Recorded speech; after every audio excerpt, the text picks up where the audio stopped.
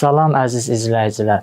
Biz bu günlərim inşallah Quranın neçə il ərzində tədricən nazil olması ilə bağlı danışacağıq. Keçən dəfə Quranın tədrici və bir dəfəmə nazil olması ilə bağlı danışdıq.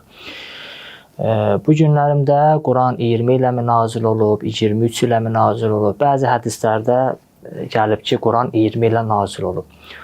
Bir çox hədislərdə gəlib ki, Quran-ı Kərim 23 il ərzində nazil olub və 20 il ərzində nazil olub deyən şəxslər də var ki, deyirlər ki, Həzrət Peyğəmbərə Ələq surəsi nazil olandan sonra 3 il vəhiy olmur, Peyğəmbərə vəhiy gəlmir və həmin müddəti də fətrət adlandırırlar. 3 il Həzrət Peyğəmbərə artıq vəhiy nazil olmur, 3 ildən sonra Peyğəmbərə vəhiy nazil olur.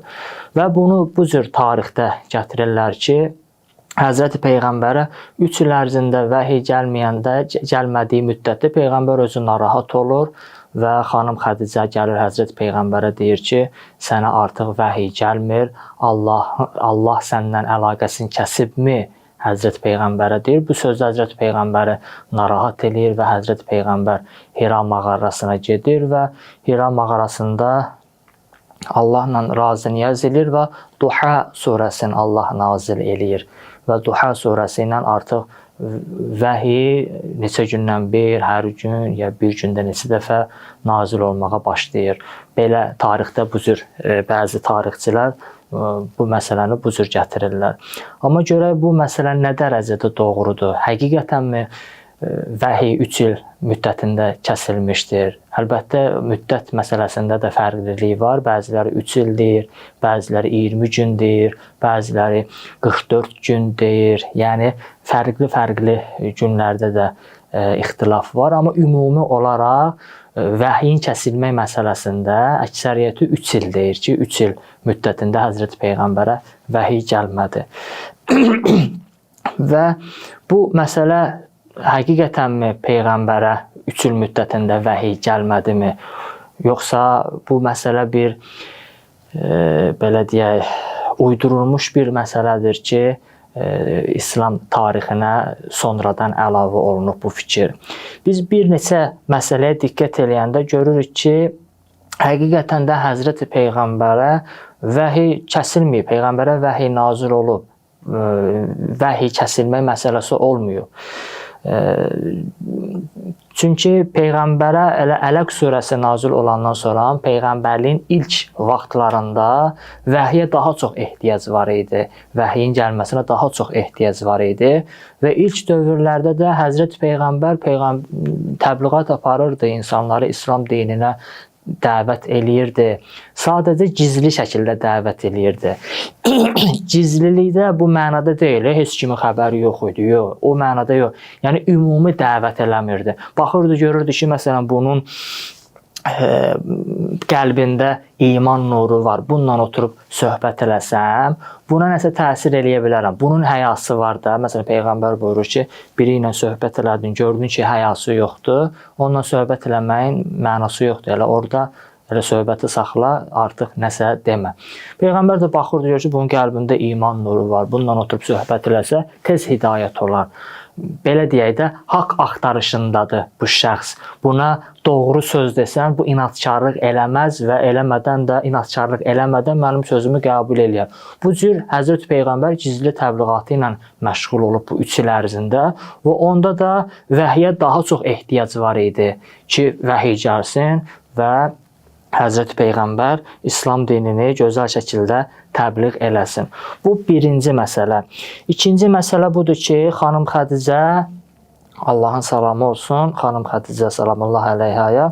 Xanım Xədicə Həzrət Peyğəmbəri həqiqətən sevmişdi. Bir 15 il idi bir yerdə idilər. Həzrət Peyğəmbərə Peyğəmbərlik verilən vaxtı bir 15 il bir yerdə, yəni daha yaxından tanıyırdılar bir-birlərini. Və Rəbbin səni tərk etdi, Rəbbini səndən acığı tutdu Duha surəsində. Mə vəddə'əkə rabbuka və mə qalə. Rəbbin səni nə tərk etdi, nə də sənə acığı tutdu. Bu ayədən bu görsənir ki, kimsə peyğəmbərə bu sözü deyiblər deyə Allah Quranda peyğəmbərə deyir ki, Rəbbin səni nə tərk etdi, nə də ki, sənə acığı tutdu. Mütəxəssislər tərəfindən, müfəssirlərin bir çox tərəfindən bildirilir ki, bu ayə bu sözü bir dəstə müşriklər Həzrəti Peyğəmbər üçün demişdi və Peyğəmbərin də bundan nə qədər təsirlənməsi Quranda zikr olunmur. Peyğəmbər özü bilir Allahla öz arasındakı münasibəti, Allahın ona qarşı, onun Allaha qarşı, bu Peyğəmbərlə Allah arasındakı olan bir məsələdir. Hansısa bir müşrik Həzrəti Peyğəmbərə gəlib desin ki, Allah səni sevmir, Allahın səndən acığı gəlir. Bu Peyğəmbər üçün təsirli bir söz deyil. Və bu belə deyək də xanım Xədicə Peyğəmbərə gəlib deməsi ki, Rəbbin səni tərk etmişdi. Bu bir növ Peyğəmbər üçün bir kobudluqdur. Xanım Xədicə əgər bu sözü deyibsə. Və biz xanım Xədicə salamullahi əleyhanı da biz bilirik ki, Həzrəti həmişə ehtiramını, Peyğəmbərin ehtiramını saxlayır, Peyğəmbərə böyük hörmət göstərir və Peyğəmbərə iman gətirir və xanım Xədicə fərz eləyək ki, məsələn, Həzrəti Peyğəmbərə vəhiy nazil olmuyor bu 3 il ərzində. Xanım Xədicə heç vaxt gedib Peyğəmbərə deməz ki, Rəbbin səndən əlaqəsini kəsib, artıq Rəbbimin səndən acığı gəlir. Bu sözü xanım Xədicə heç vaxt durub Peyğəmbərə deməz və bilir Peyğəmbərə iman gətirir və bilir ki, Peyğəmbər həqiqətən Peyğəmbərliyə layiq bir şəxsdir. Və xanım Xədicə salamullahi əleyha həmişə Həzrəti Peyğəmbərə dəstək durub, mənəvi dəstək durub, təskinlik verib xanım Xədicə Həzrəti Peyğəmbərə və bilirsiniz, tarix oxuyanlar daha yaxşı bilirlər ki, xanım Xədicə həm mənəvi dəstək durub Həzrəti Peyğəmbərə, həm maddi dəstək durub. Bütün varın dövlətin Həzrəti Peyğəmbərə bağışlanmışdı xanım Xədicə və bütün bu mənəvi təskinliyi verən bir şəxs gəlsin Həzrəti Peyğəmbərə toxunan bir sözdüsün, yəni bu mümkün olan bir şey deyil. Və biz bilirik ki, məsələn, Duha surəsi, bəziləri deyirlər ki, bu 3 il ərzində 3 ildən sonra Duha surəsi nazil oldu. Duha surəsi də mütəxəssislər tərəfindən bildirilir ki, 10-cu surədir. Məsələn, Ələq surəsindən sonra Duha surəsi, əgər Ələq surəsindən sonra vəhiy kəsilibsə, 3 ildən sonra Duha surəsi nazil olursa, bəs deməli Duha surəsi 2-ci surə olmalıdır. Amma mütəxəssislər tərəfindən bildirilir ki, Duha surəsi 10-cu surədir. 1-ci surəsi Ələq surəsidir, Qələmdir, Muzzəmmildir, Müddəssirdir, Təbbətdir, Məsəddə, Təbbətiyyə Əbi Ləhəbin və Təkvirdir, İnşirahdır, Əsrdir, Fəcrdir. Ondan sonra Duha surəsi gəlir. Və